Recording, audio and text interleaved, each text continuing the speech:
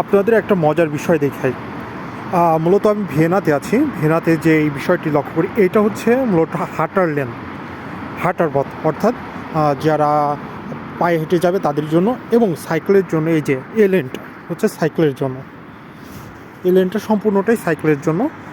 তারপরে আর একটা লেন আছে, ওইটা ট্রামের জন্য, এবং তারপরে আছে ওইটা কার এবং আদার্স পাবলিক ট্রান্সপোর্ট বা বাস, এই ধরনের গাড়ি যাওয়ার জন্য।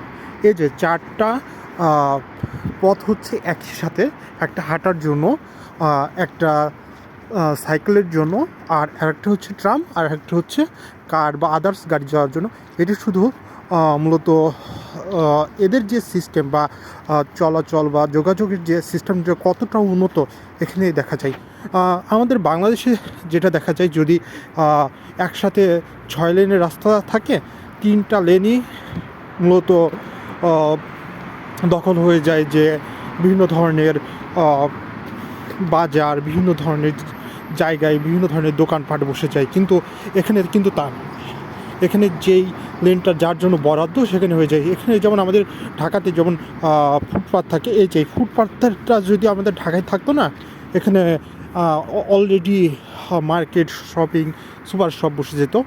এই যে চলে এসেছে আমার ভার্সিটি, দেখতে পাচ্ছেন ভার্সিটির একটা ক্যাম্পাস আছে এখানে। সো এখন আমি যাচ্ছি মূলত আমার আজকে মূলত ক্রিসমাসের ছুটি চলছে, 3 দিন অফ থাকে, সব ধরনের সুপার শপ সব কিছু অফ, দেন সবাই ছুটিতেই আছে। আমি মূলত এখন যাচ্ছি উবানে করে, মূলত ভিয়েনাতে একটি পপুলার ট্রান্সপোর্ট, এর মাধ্যমে যাচ্ছি হচ্ছে আমার ড্রিঙ্ক কিনতে। মূলত আমার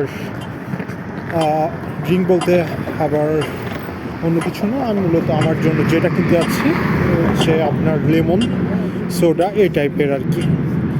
সো থাকুন, দেখা হবে, আল্লাহ হাফেজ।